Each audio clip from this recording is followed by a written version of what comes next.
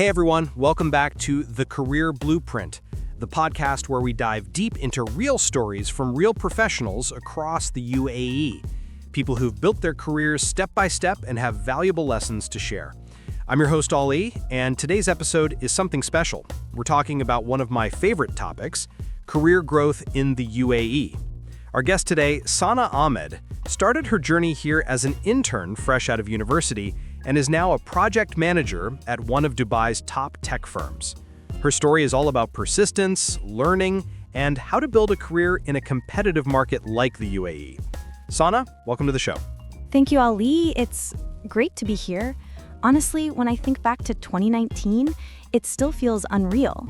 I landed in Dubai with a single suitcase, a folder of printed resumes, and no clue how things really worked here. I think a lot of people can relate to that. Coming to the UAE full of dreams but also uncertainty. What was your first impression of Dubai's job market when you arrived? It was overwhelming. Everything looked so professional and fast-paced. I thought I was prepared. I had my degree in computer science, but the real world here felt different. You realize very quickly that everyone is talented, so you have to find your edge. That's true. So, how did you get your first opportunity? I applied to more than 50 positions in my first month. I remember sitting in my small studio apartment in Bur Dubai, refreshing my email every few minutes. Then, one morning, I got a call for an internship interview, a digital solutions company looking for an IT intern. And that was your first big break.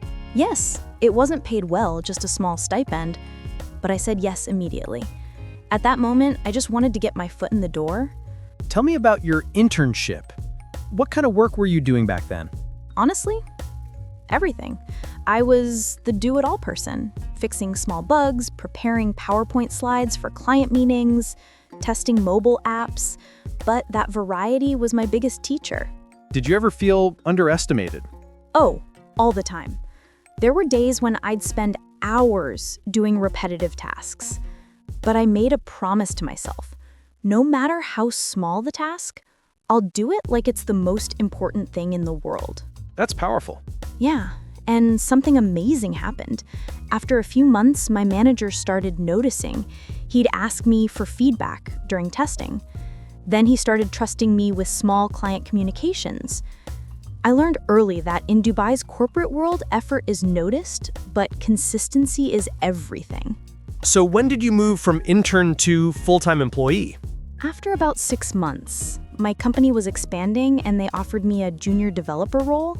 I still remember that email. It felt like winning a jackpot. That's a huge step. What changed after you became full-time? The responsibility. Suddenly, deadlines were real. I wasn't the intern anymore. I was accountable for projects.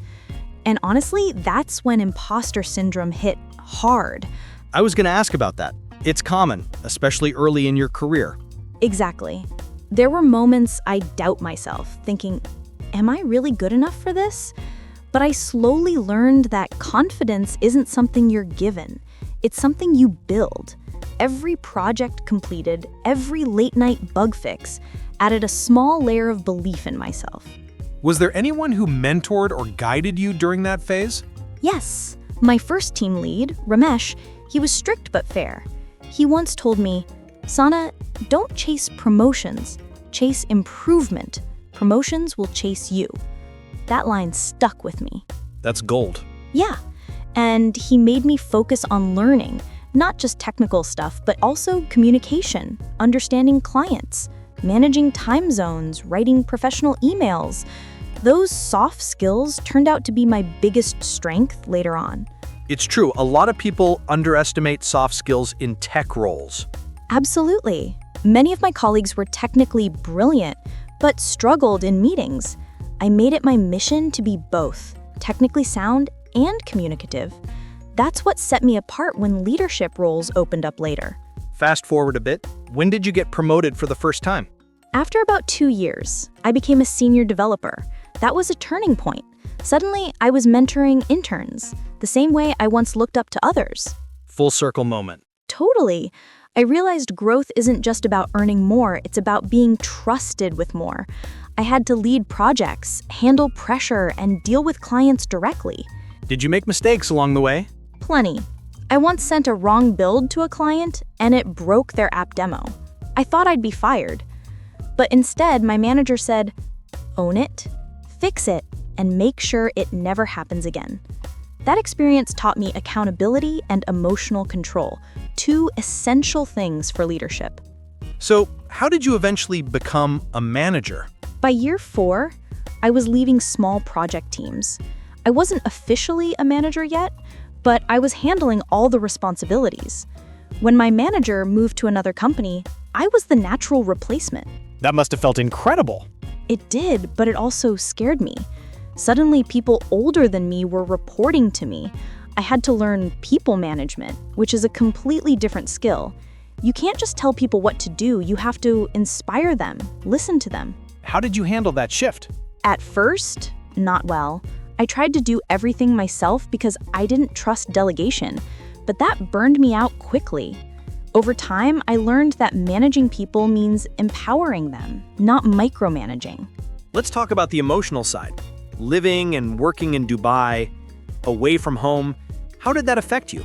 There were lonely nights, birthdays away from family. I missed my mother's cooking more than anything, but I found my community, colleagues who became like family. I also started journaling, which helped me process things. That's beautiful. I think people underestimate how emotional growth parallels professional growth. Exactly. When you grow emotionally, you become calmer, more patient, more understanding. You naturally become a better leader. Looking back now, from intern to manager in 5 years, what are the top lessons you'd share with someone just starting out in the UAE? I'd say 3 things. Say yes to opportunities, even small ones. Every small task builds your credibility. Keep learning. Dubai's job market rewards adaptability. And build relationships, genuine ones. Your network often opens doors faster than your resume. That's solid advice.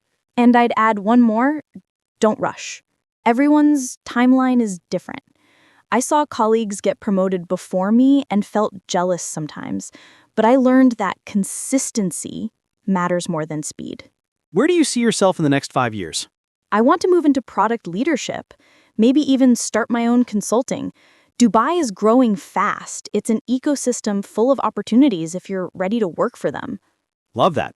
And I want to mentor young professionals. I remember how lost I felt as an intern. If I can make someone's journey smoother, that's success to me. Sana, your story is inspiring.